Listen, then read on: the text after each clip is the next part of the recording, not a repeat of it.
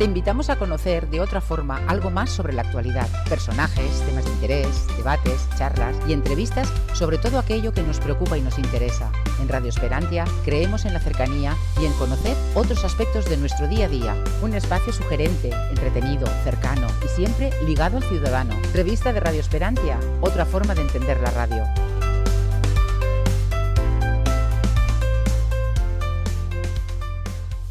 Hola, ¿qué tal? Muy buenas, bienvenidos a una nueva entrega de la revista de Radio Esperantia. Como siempre comentamos al principio, y es para anunciarlo y recordarlo a los que nos escuchan habitualmente, es este rinconcito que tenemos en radioesperantia.com dedicado eminentemente a la cultura. Por aquí pasan escritores, compositores, cineastas, luthiers, que hemos tenido alguno, filósofos, que tuvimos hace poquito a Javier Sádava, para contarnos sus experiencias vitales, sus experiencias artísticas y también todo lo que nos van proponiendo.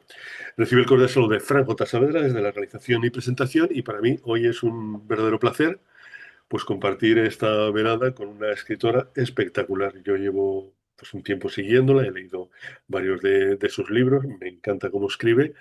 Y bueno, los amigos de Almuzara me dijeron, pues mira, Zoe Valdés acaba de publicar una novela con nosotros, París era una rumba. Digo, "Oh, pues voy a ver si le apetece charlar conmigo aquí en radioesperantia.com". Y es el caso. Ha aceptado la invitación, cosa que nos alegra enormemente, y aquí la tenemos con nosotros, que de hecho pues es la verdadera protagonista de nuestro programa. Zoe, un verdadero placer. Te agradezco enormemente que hayas aceptado nuestra invitación. Y nada, bienvenida. ¿Qué tal? ¿Cómo estás?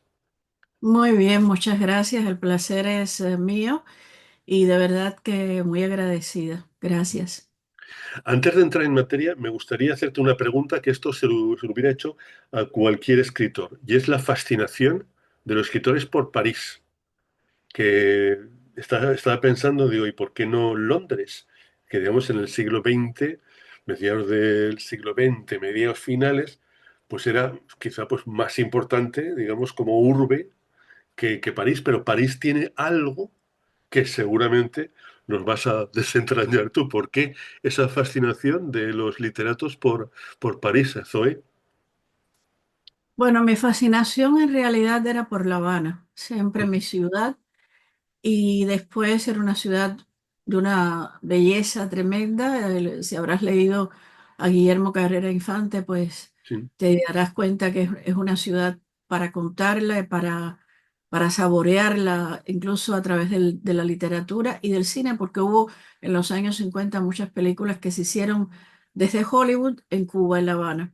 Mm. Y después no era París, era Viena. Yo tenía una tremenda curiosidad por Viena cuando estaba en Cuba y no había salido nunca de Cuba. Pero después, cuando salí la primera vez, me tocó, en Cuba sabes que no puedes elegir a qué lugar vas a ir Mm. y en aquella época todavía peor, no se podía salir de Cuba. Pero precisamente yo me casé muy joven, a los 18 años, y el que era mi esposo había escrito sobre una película que a Fidel Castro no le había gustado. Mm. Y en aquella época, cuando a Fidel Castro no le gustaba una cosa, pues enviaba de castigo a la gente fuera, ¿no? El Sí. castigo en aquella época fuera era para un país capitalista. Sí. El premio era para un país comunista. Mm. Ahora ha cambiado, han variado un poco, ¿no? Mm. Entonces, recuerdo que yo tenía ya 23 años, vivía hacía 4 años o más que vivíamos juntos, y me había dicho, me ha pasado esto, me envían fuera de Cuba esa fue la frase que usó, para alejarme de la cultura y del medio cultural cubano Mm. y para darme una especie de escarmiento. Y claro, yo tenía la idea de que el escarmiento iba a ser que nos iban a mandar a Siberia, una cosa así, ¿no? Sí. Y cuando me dijo que era París, me preguntó si yo quería ir. Le dije, mira, yo por tal de salir de esta, de esta pesadilla, Mm. pues claro que sí. Y me fui con él y la verdad es que estábamos bastante controlados en aquella época. Fueron 5 años de mucho control porque nos controlaban mucho de la embajada. Él salió como tercer secretario para la UNESCO. Sí. pero estábamos muy controlados, tanto los becarios como los que trabajamos en la UNESCO. Yo no trabajaba, yo era esposa acompañante y me dieron una contrata de $60 al mes sí. y era recortar periódicos y todo eso, pero yo me bebí esta ciudad. Esta ciudad fue mi universidad, mi verdadera universidad, fue donde aprendí la libertad. Mm, Y si te das cuenta, ese libro está escrito en esa época, o sea, no está escrito en mi segundo y definitivo exilio, que fue ya en el 95. Yo te estoy mm, hablando de que eso ocurrió en diciembre del 83. Yo llegué aquí y el primer evento social que tuve, a quien yo había conocido incluso en La Habana y me había escrito poemas y todo, fue el entierro de Julio Cortázar. mm. Entonces, mi vinculación con esta ciudad desde el primer momento fue a través de las librerías que me encantaba entrar en una librería sin tener que mirar para los lados y poder escoger un título sin que nadie me estuviera vigilando, un título libremente, y Sí, luego los museos. Entonces, esa vinculación, pues desde luego enriquecieron muchísimo mi espíritu, mi alma, y todo cambió para mí porque aprendí a través de todo eso. La libertad se aprende, la libertad no es algo. Yo creo sí es verdad que uno cree que es intrínseco, que uno nace con la libertad. Bueno, pues sí, también, pero se va aprendiendo, sobre todo cuando vienes de un país totalitario, absolutamente totalitario, como era el caso de Cuba, sí. de Ujú, Cuba. Y la verdad que cuando pude salir la segunda vez, que hubiera podido salir para Estados Unidos, porque mi familia estaba en Estados Unidos, mi padre, mm, ya yo tenía amigos aquí de la primera época. Y fueron ellos los que yo recuerdo que Jean-François Foyel, periodista además, yo le mandé el manuscrito de La Nada Cotidiana con dos periodistas de François. mm, Y cuando él leyó el manuscrito me dijo, tú no te puedes quedar ahí en Cuba con este libro. Y ya yo había publicado una novela, una primera novela en Francia, lírica, muy hermética. Y esta era una novela totalmente distinta. Entonces él fue el que dijo, es probable que tengas que salir de Cuba. Y efectivamente, cuando yo trabajaba como también contratada en el ICAIC, mm. como dialoguista, o sea, yo era la que hacía los diálogos de los guiones. Ok. Ujú, Incluso yo tuve el premio al mejor guión del Festival de La Habana. Yo también en sí, el cine vengo del guión, por la televisión española y por el Festival de La Habana, el jurado del festival. Y de hecho yo, mi salto en literatura a la narrativa, al cuento y a la novela fue a través del guión. O sea, yo empecé escribiendo poesía y después trabajé mucho como dialoguista y en el guión, y de ahí di el salto al cuento. exacto, sí, Y sí. eso se lo debo, fíjate, a ti que te gusta el cine también y que eres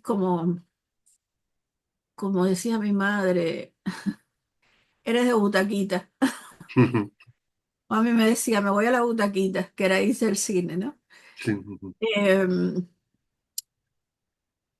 Eso fíjate que lo aprendí, el salto lo di del poema al guión y del guión a a la novela o al cuento, gracias a la cinematografía de Peter Greenaway ujú, ujú. y gracias también a Kurosawa, Akira Kurosawa. Sí, sí, sí. Dreams fue para mí definitivo, porque me di cuenta que el lenguaje del cine tenía un tiempo y el lenguaje literario poético, lírico, tenía otro, y que había una especie de, de tiempo que yo no había explorado todavía y que me interesaba explorar en la narrativa, y así fue como Ujú. ocurrió. Tenía una pregunta. Yo me preparo las entrevistas, hago un montón de preguntas y esta pregunta iría pues como a media entrevista. Pero bueno, como ya la has introducido, te cuestiono el tema. Para ti, ahora mismo, ¿qué es más complicado? ¿Escribir, digamos, textos, prosa o escribir un guión? ¿Qué te resulta más complicado? La novela para mí yo vivo en la novela, o sea, Sí. yo, como decía Proust, o no sé quién, pero Proust lo retomó, creo que alguien lo dijo antes, creo que Ronsard, en un momento determinado, que era un poeta además. sí, Pero la vida es una novela, yo vivo en la novela, yo vivo constantemente en la novela. Yo todo lo que hago es como si estuviera dentro de una novela de Proust o como si estuviera dentro de una escena, todo, todo. ujú, Cuando me echo una bufanda hacia atrás en la calle, estoy novelando mi vida. Y yo creo que eso, los escritores tenemos esa sensación tan perenne, tan constante. Yo me acuerdo que Guillermo lo mismo, Guillermo Cabrera Infante, muchas veces, precisamente y en Londres, sí, cuando íbamos caminando por la calle, hacíamos nuestra propia película, ¿no? ya, ya, ya, sí, sí, sí. Y luego el guión, me gusta mucho trabajarlo, te voy a explicar por qué. Porque el guión, tú estás viendo, tú eres el primero que ves la película. Sí, Y aunque esa película la transforme el director, desde luego, pues tú has hecho tu propia película con tu propio guión y además tiene unas reglas muy... A mí yo soy muy... Si por algo me quedé en Francia es por el rigor. A mí me gusta mucho el rigor y me gusta mucho seguir las pautas que te traza una historia, ¿no? mm, Y yo creo que en el guión es precisamente eso, seguir unas pautas. sí, sí, sí, exactamente. Es como decía, historia, historia, historia. Sí, sí, exactamente. ¿Qué te iba a decir? ¿Por qué ahora esta novela con retazos un poco de tu llegada a París en el 83? ¿Lo tenías pensado ya hace tiempo y lo ibas aparcando conforme ibas escribiendo novela? ¿O se te ocurrió, pues en un momento, dice, pues mira, ahora lo voy a escribir? Y cuéntame un No, poco el no. proceso. No, mira, yo tengo muchos cuadernos de la época Mm, y yo me empeñaba en escribir en francés y desde que aprendí el francés me empeñaba en yo poder escribir en francés, mm, o sea, en hacer literatura en francés, sí, en tener un estilo literario en francés y no lo había conseguido, pero guardaba los cuadernos de la época y tenía muchas cosas que yo quería retomar, reescribir. mm, Y un día se lo enseñé a un amigo y me dijo francés, mi hermano francés, sí, me dijo, oye, ahí tienes una novela, pero lindísima, lírica, no son historias, pero que te puede dar un libro muy bonito. mm, Y entonces me entusiasmé sí, con escribir mi primer libro en francés en serio, ¿no? Y mm, retomé todo eso y lo actualicé, lo reescribí. Además, también tenía, todo esto surge a raíz de que yo le comento qué suerte hemos tenido de haber vivido un París que ya no existe, sí, sí, sí. una ciudad que ya se perdió. Mm, Y entonces me dijo, pues escríbela, reescríbela, porque sin tener que decir, esta ciudad ya no es la que fue, se perdió, pues reescribiéndola lo vas a decir. Y efectivamente eso era también lo que yo quería decir, cómo la sociedad occidental y sobre todo esta ciudad tan bonita se fue degradando, tan bonita y muchas más cosas, tan honda, ¿no? Tan profunda, se fue degradando y a través de mis recuerdos y de las cosas que yo pude vivir en mi juventud, pues pensé que era necesario que lo hiciera y por eso retomé todos esos textos. Lo reescribí en francés, o sea, el libro está escrito primero en francés sí. y luego es reescrito. No, no es necesario reescribirlo porque una vez que tienes el texto en francés, cuando eres bilingüe, pues ya el texto en español, en tu lengua materna, pues ya sale solo, ¿no? Mm. Tú Pero misma te hiciste la mi primer traducción. libro. ¿Perdón? Que tú misma te hiciste la traducción, prácticamente. Exacto, no es exactamente una traducción, es Transcripción, transcripción al español. exacto, seguir un ritmo en mi lengua, en mi idioma. Mm.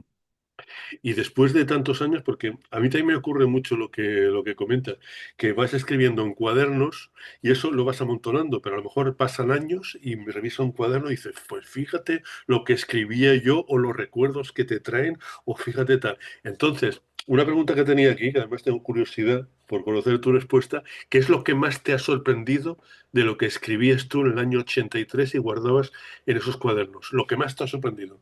Y si ha habido varios temas, pues me dices, pues mira, esto y esto.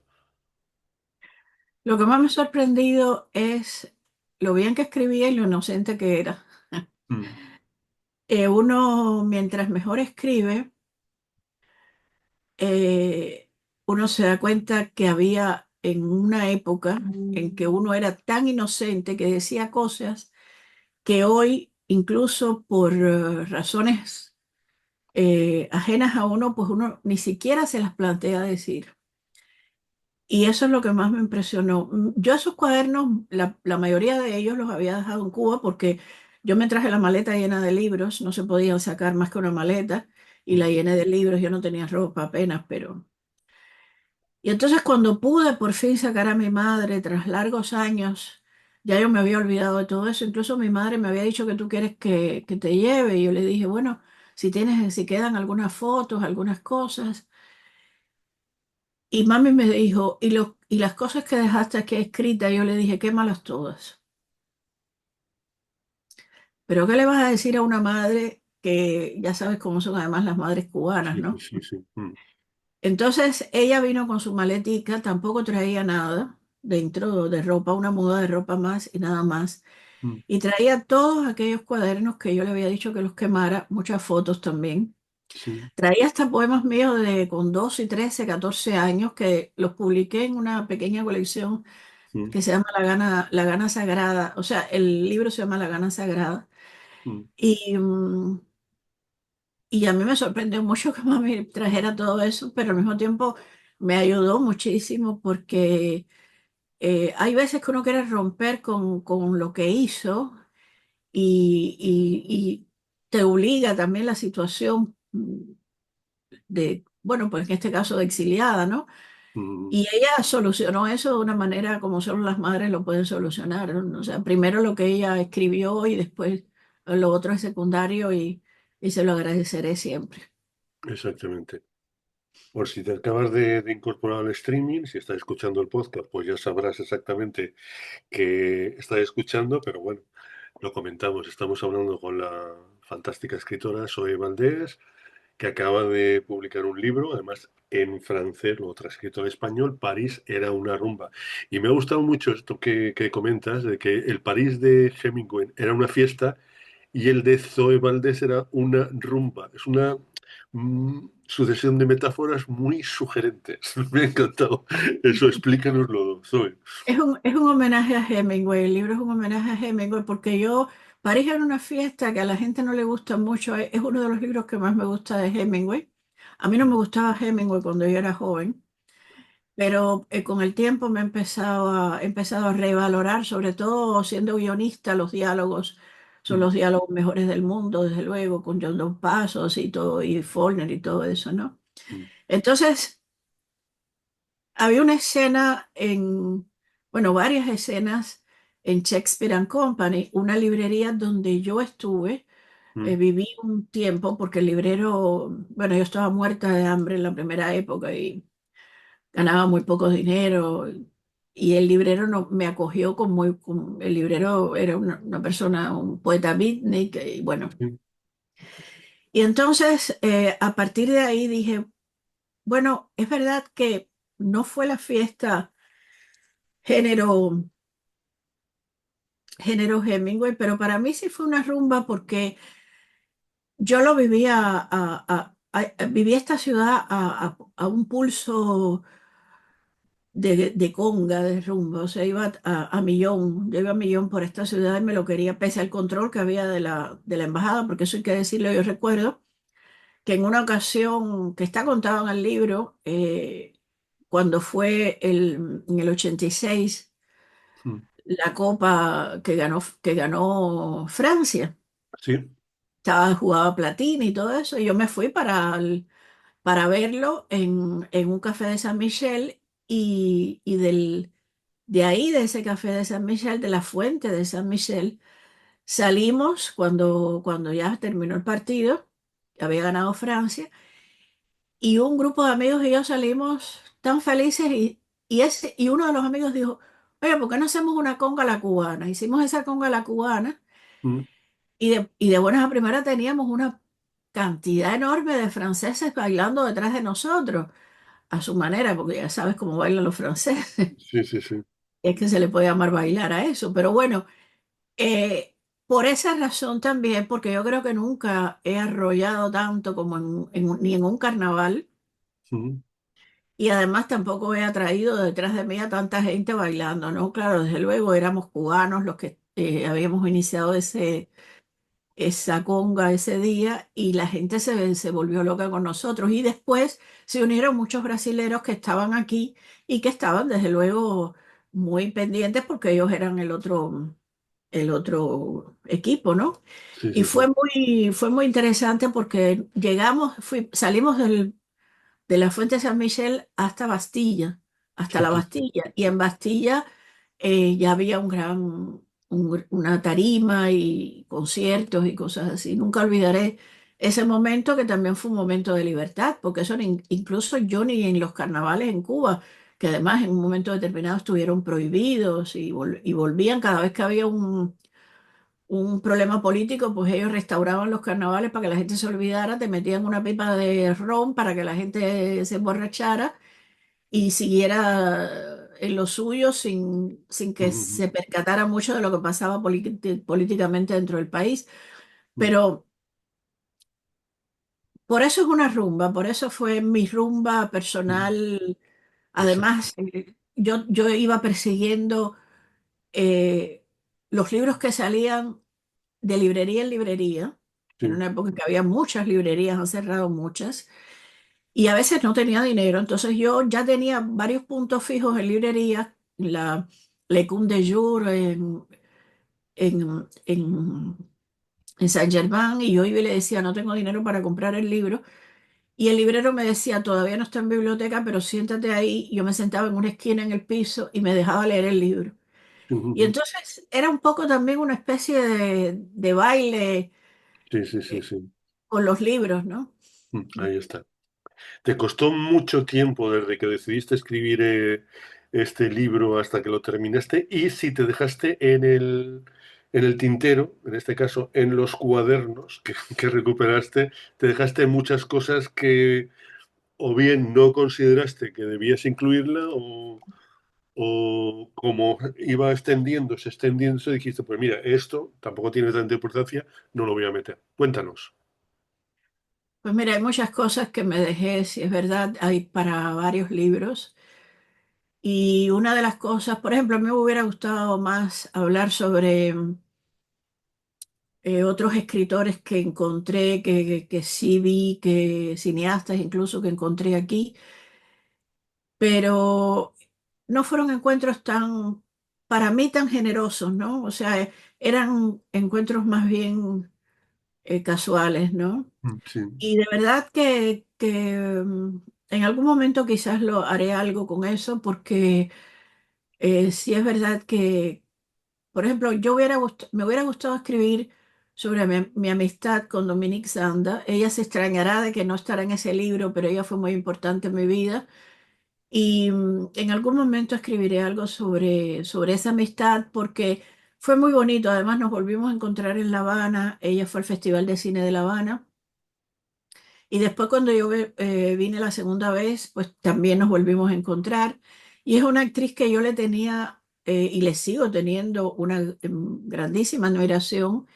Y es una mujer además muy libre, pero y al mismo tiempo muy secreta. Y entonces Mm, esa amistad, como la amistad mía con Nadine Trintignant, a raíz de que eh, Alain Corneau, su segundo marido, compartimos el ser jurado del Festival de Cannes. sí, Eh, yo estaba en el jurado y trabajaba el día entero y la noche a veces, y ella siempre estaba con nosotros. Y la verdad que la que me hice muy amiga de los dos, y con ella ya después cuando ocurrió me hice muy amiga de Marie también, porque después estuve en mm, un jurado donde Marie, en el de Biarritz, Marie Trontiñán, obtuvo el premio de actuación femenina por una película que su mamá había dirigido, que Mm, Nadine había dirigido. Y entonces en Cannes nos hicimos muy amigas y después ya Marí y yo también nos hicimos más amigas, teníamos más que ver por edad. Y cuando asesinaron a Marí, pues ya la amistad con Nadine se hizo más profunda. mm, Cuando Alan Cornon murió también, entonces con Nadine tengo momentos que he escrito en un diario bellísimos, durísimos, mm, muy mm, dolorosos, pero al mismo tiempo de cuando íbamos a ver, por ejemplo, cine, a ella le gusta mucho Ken Loach, yo detesto Ken Loach, mm. y nos íbamos a ver a Ken Loach y yo salía con un mal humor y ella riéndose de mi mal humor y cosas así, ¿no? Pero eso lo escribiré en algún momento, Mm, o sea, lo retrabajaré literariamente. exactamente. Pues vamos con las preguntas que le hacemos a todos los escritores. ¿Te consideras de brújula o de mapa? En este caso no, porque es recopilar lo que habías escrito hace años en cuadernos, pero esta pregunta sería extensiva a toda tu trayectoria como escritora. ¿Eres de brújula o de mapa, Zoe? De los dos, porque mira, depende también del... Mira, hay novelas que yo las he trabajado que no te puedes ni imaginar. He puesto tendederas Sí. con papelitos, hojas, he dibujado mucho. Las escaletas de los guiones que guardo, también tengo escaletas de novelas. Mm, Y las novelas a veces me han conducido, a veces las he preparado mucho, las he mapeado mucho. Y luego ha sido la propia novela la que me ha conducido como una brújula, a veces un poco sin sentido, y luego he encontrado el sentido. O sea que depende también mucho de por dónde, del tema, de que cuál será el tema. Mira, Dora Maar era una novela, esa también es una trilogía que el tercer volumen no lo he terminado, que empezó con Remedios Varo. Siguió con Dora Maar y el tercero va a ser Lidia Cabrera. Ya está casi terminado el libro, pero lo he dejado reposar ahí. Y yo la tenía súper preparada, esa novela, la tenía con incluso toda la obra de Dora Maar, la había estudiado, había imprimido fotos, su obra pictórica también, que muy poca gente la conoce. Y en la casa me la conocía también al dedillo.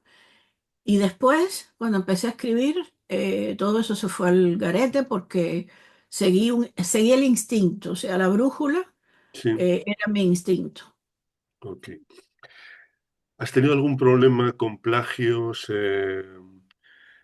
pirateo de tus libros que te has enterado y un poco qué opinas de este fenómeno? Porque al igual que pasa también con la música, si no te conocen, pues no saben que existes. Si no saben que existes, no puedes vender libros. Si no vendes libros, pues no te publican el siguiente libro. La pescadilla que se muerde la cola, que también conoce. Entonces, cuéntanos un poco, ¿qué opinas de este fenómeno? Y si has tenido, pues, que sufrir en tus carnes, pues, plagios, pirateos, etcétera. Cuéntanos hoy. Sí, los he tenido muchos a montones. Eh, yo lo veo como que yo inspiro y de alguna forma, pues, la gente le gusta lo que yo hago y lo intenta hacer de nuevo. Eh, no lo veo, fíjate, no lo veo mal. Lo que sí yo he sufrido mucho es que el comunismo siempre intenta borrar a los que tienen éxito para imponer a los suyos. Mm, Y eso fue lo que hizo el castrismo. El castrismo, en cuanto yo tuve el gran éxito que tuve con La Nada Cotidiana y con Te di la vida entera, mm, ellos empezaron a exportar, cosa que no había sucedido antes, a exportar escritores autorizados a ser más o menos críticos y los colaron en las grandes editoriales, incluso donde yo estaba, sí, y algunos lograron pasar a grandes editoriales y daban un discurso que mucha gente se tragó, pero que uno está preparado y uno sabe el lenguaje cómo es, ¿no? Entonces yo me daba cuenta que esa gente, por ejemplo, yo recuerdo, había hecho muchos programas de televisión en España y había un programa que se llamaba La Mandrágora que nunca me invitaba e mm, invitaron a un escritor de estos exportados Fíjate, no son malos escritores, no estoy diciendo que sean malos escritores. Y la pregunta fue, no tenía nada que ver con su libro ni nada. Zoe Valdés dice que en Cuba hay mucha prostitución, cosa que no decía yo, lo había dicho el propio Fidel Castro en un discurso. Sí, Y él dijo, en Cuba no hay prostitución, en Cuba eso es mentira, en Cuba lo que hay es, o sea, todo lo que yo había dicho lo tiró por tierra y es una estrategia que tiene el castrismo, que lo ha hecho y le ha salido muy bien, lo hicieron con Guillermo Cabrera Infante, lo hicieron con Reinaldo Arenas y lo hicieron también conmigo. ok, ok. Date cuenta que yo vendí con el Planeta, vendí muchísimo más que el premio Planeta, yo era finalista, el premio finalista del Planeta, y de buenas a primeras a mí me hicieron una guerra enorme. La guerra llegó a tal punto que a mí me lograron meter en mi vida a una persona. Yo estaba escribiendo un libro sobre Cuba, la ficción Fidel, y en un evento que hubo en Madrid, esa persona se me acercó y me dijo que él necesitaba obtener papeles y que si yo podía ayudarlo y mencionarlo en algún libro para poder obtener los papeles. Yo le dije, bueno, yo lo que puedo hacer es que yo estoy escribiendo un libro, estoy en este momento, estábamos en un evento que se llamaba Homosexualidad y Revolución, Sí, y yo puedo mencionarte porque estoy precisamente en el capítulo de Reinaldo Arenas, sí. que yo leí ahí en ese evento. Entonces él me dijo que sí, que había escrito una, ¿cómo se llama esto? Una Una, especie de, una reseña. pues él tomó por años los discursos de Fidel Castro donde atacaba a los homosexuales y lo había publicado en un periódico digital. Entonces yo le dije, mira, yo te voy a dar, eh, desde luego, la autoría y voy a usar la información que tú has sacado de los discursos de Fidel Castro. O sea, que ni siquiera era un artículo de él. Entonces lo usé, dije que era un trabajo de él, puse su nombre, su apellido, dije quién era él, está publicado en el libro. Y cuando el libro salió, él se las arregló para en un diario de extrema izquierda en España, pues sacar una especie de escándalo de que yo le había plagiado un artículo. Y Ujú, después me di cuenta que todo esto había sido planificado. Desde luego, él le pedía a la editorial una suma enorme de dinero. sí, Yo caí en una depresión tremenda, pero me mantuve firme.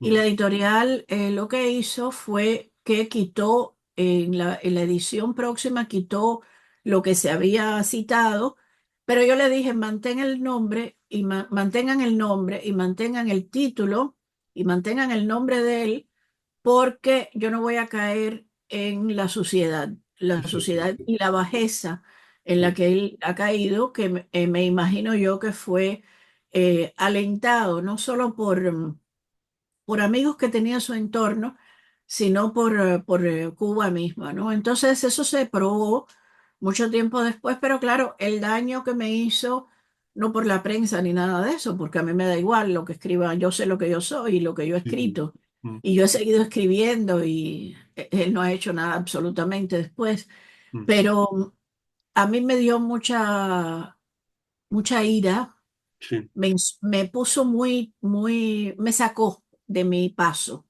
mm, desde el punto de vista sentimental. sí, Y sí, bueno, eso me ha servido también de escuela, pero esa es la única experiencia que tengo. La gente que me ha plagiado han sido montones, pero montones, Fran, tú no tienes una idea. A veces me da risa porque, y no solo me han plagiado el estilo y novelas y títulos, sino que a Guillermo Cabrera Infante también. sí, sí, sí, Hoy mismo hay novelas que se llaman Tres Tristes Tigres y ni siquiera hablan de Guillermo Cabrera Infante. O sea, ni sí, siquiera dicen, y le han cogido el título, claro, es un trabalenguas, es la sí, excusa que tienen, ¿no? sí, sí, sí, ahí está. Pero entonces yo lo veo como, me da esta risa, fíjate, porque incluso cuando yo estaba escribiendo la novela de Batista, yo lo mantenía muy en secreto. Y alguien, amigo también, supuestamente amigo, me dijo, si lo sacas, todo el mundo te va a copiar y van a empezar a escribir de sobre Batista. Y yo lo saqué, lo dije, y es cierto, todo el mundo empezó a escribir, a hacer artículos sobre Batista. El Mm, resultado siempre es el mismo, yo lo digo siempre.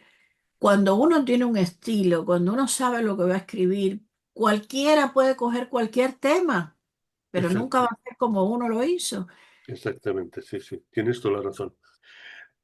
Vamos a entrar enseguida con la inteligencia artificial, que me interesa mucho conocer tu opinión, pero quería que me dieras tu opinión también con un fenómeno que estamos viendo en los últimos años. Quizá pues con la llegada de este siglo XXI se ha ido acelerando. Y es algo que yo también me estoy encontrando, que por ejemplo hay editoriales que, imagínate, un escritor Nobel o escritora Nobel va a mostrarles un texto para publicar. Y antes de mirar el contenido, miran a ver qué repercusión tienen las redes sociales. Entonces, si tienen muchos seguidores en redes sociales, pues calculan que va a tener muchas ventas y por eso le publican el libro. Y entonces he hablado con varios escritores y me parece que este fenómeno está desvirtuando un poco el mundo de la literatura, porque es que aquí no es que escribas mejor, es el que tenga más seguidores. Y es un fenómeno que hay personas que empiezan a verlo preocupante. ¿Cuál es tu opinión, Zoe? Sí, es muy preocupante porque además los seguidores se pueden comprar. Hay Exacto, mucha gente que parece que tiene muchos seguidores y no los tiene, en exacto. realidad. Mm, Y luego lo otro preocupante es que ese es el nivel, o sea, no interesa la literatura, no interesa una historia, lo que interesa es un impacto, ¿no? Y un exacto. impacto que al final siempre va a ser negativo, como la misma palabra lo indica, ¿no? Sí, sí, sí. Entonces, eso es un fenómeno nuevo. Mira, yo desautoricé a Wikipedia porque Wikipedia, en mi Wikipedia, el castrismo entraba y cambiaba toda mi biografía. Incluso pusieron como si algo a mí me importara eso, ¿no? Las veces, los maridos que había tenido, las veces que me había casado, que se había tenido una disputa con no sé quién, con la otra, con la de más allá, una polémica. Bueno, yo he tenido muchas polémicas, pero no con esas personas. Yo la polémica la veo como un enriquecimiento enorme para los que debaten y polemizan. Lo otro ya es otra cosa, ¿no? No, ni Sí, siquiera sí. llega a polémica.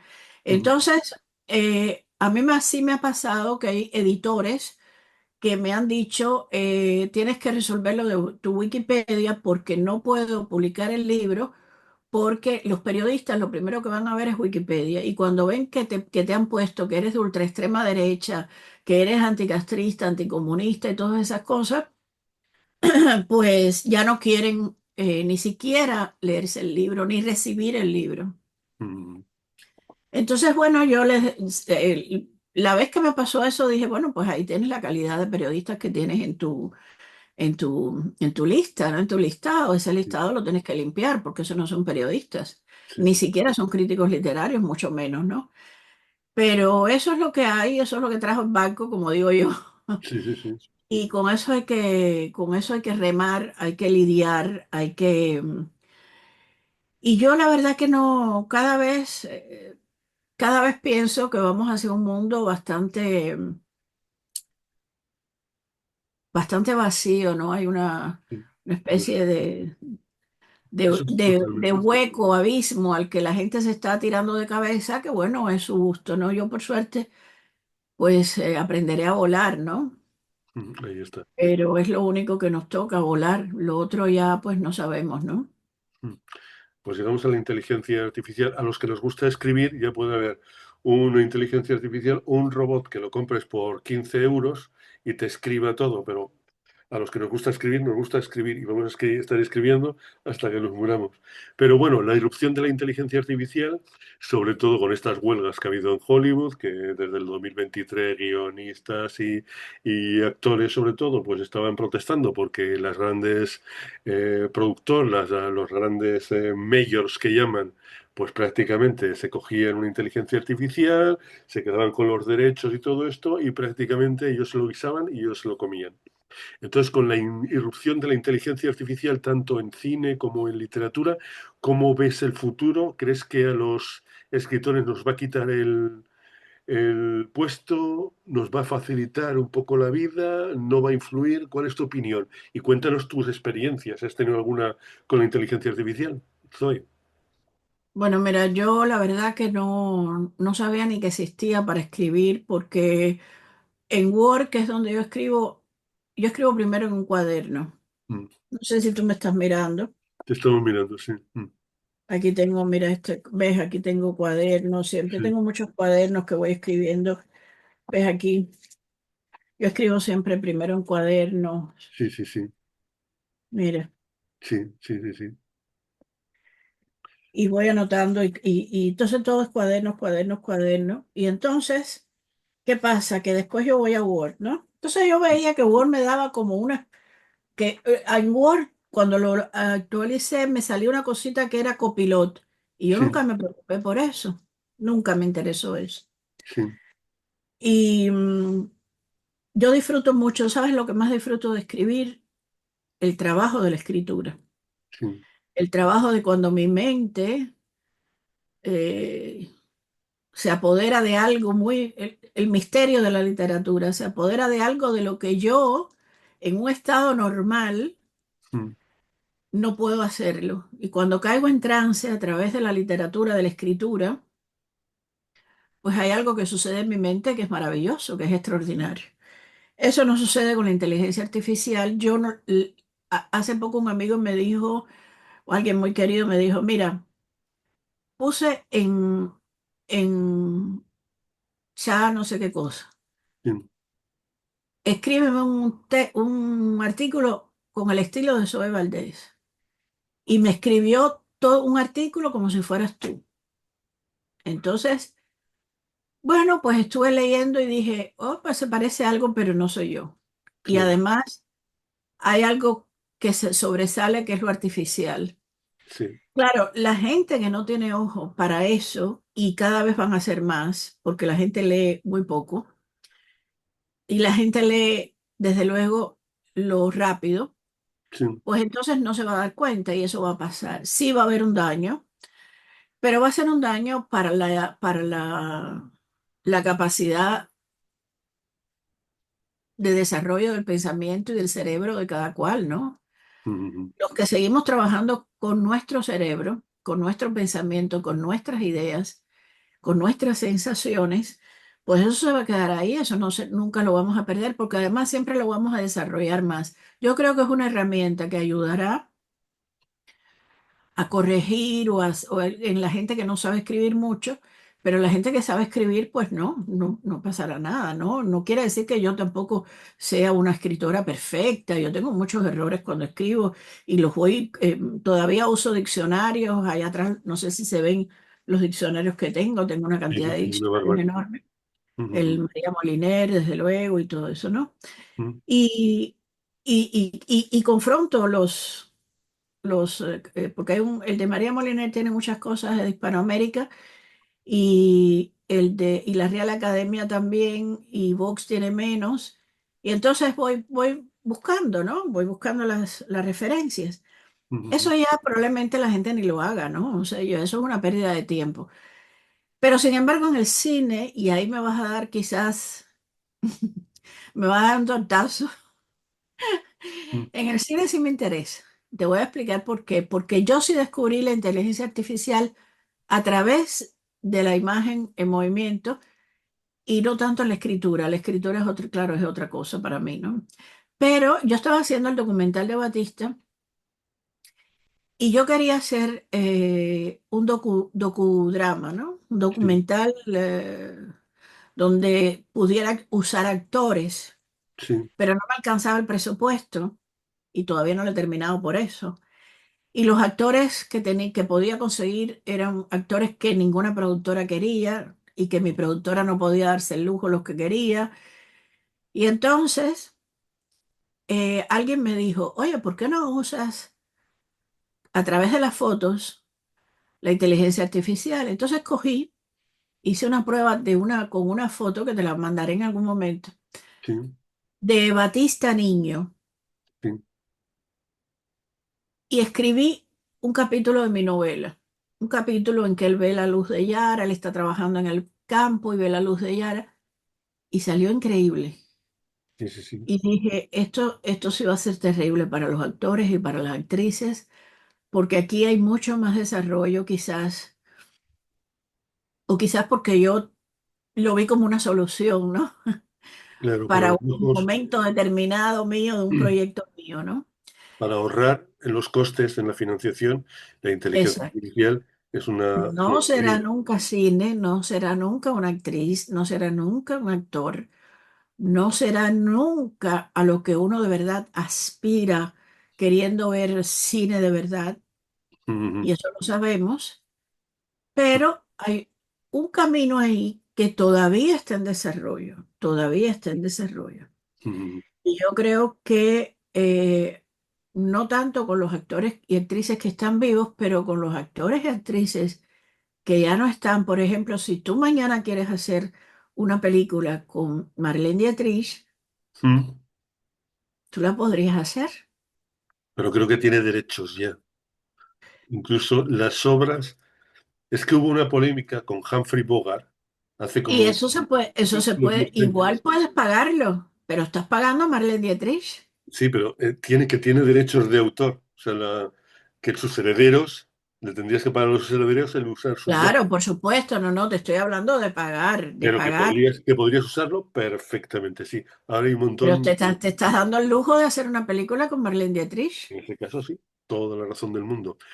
Zoe, aparte de, bueno, los guiones que ha escrito, La Nada Cotidiana, Colera de Ángeles, o películas como Vagón para Fumadores, que seguramente se me ha quedado por ahí alguna, ¿hay alguna de tus novelas que tengas especial ilusión por llevarla o bien al cine, una serie, lo que sea? O de momento, pues llegará cuando tenga que llegar y no te lo planteas. Sí, a mí me gustaría mucho. Mira, yo tuve dos grandes proposiciones. La Nada Cotidiana, que hubo una proposición a través de un agente de Scorsese que yo había conocido en el Festival de Cannes. Él era el presidente del jurado. Habíamos hecho una amistad muy bonita. Su mujer es eh, agente literario.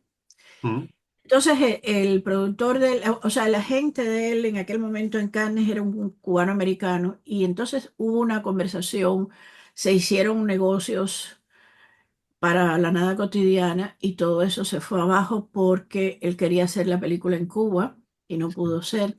Y lo mismo fue para Te di la vida entera con Vicente Aranda mm, y tampoco pudo ser por las mismas razones. Y a mí me gustaría mucho que esos dos libros fueran al cine. Uno, porque todavía La Nada Cotidiana tiene desgraciadamente una actualidad tremenda. Y Te di la vida entera porque yo creo que sería una película que le hiciera un gran homenaje, como quise hacerlo yo y creo que lo logré, a la música de los años, desde los años 30 hasta los años 90 de Cuba, ¿no? Y a mm, través de una mujer. Y sí, eso me gustaría mucho. Pero claro, lo veo como algo muy, muy lejano. También yo estuve a punto hice el guión de que se hiciera la película de Warding Home, de un gran escritor, Guillermo Rosales, sí, cubano, que se suicidó en Miami. Y Warding Home, que pasa un poco, es como el nido del cuco, alguien voló sobre el nido del cuco, pasa en un home en Miami. sí.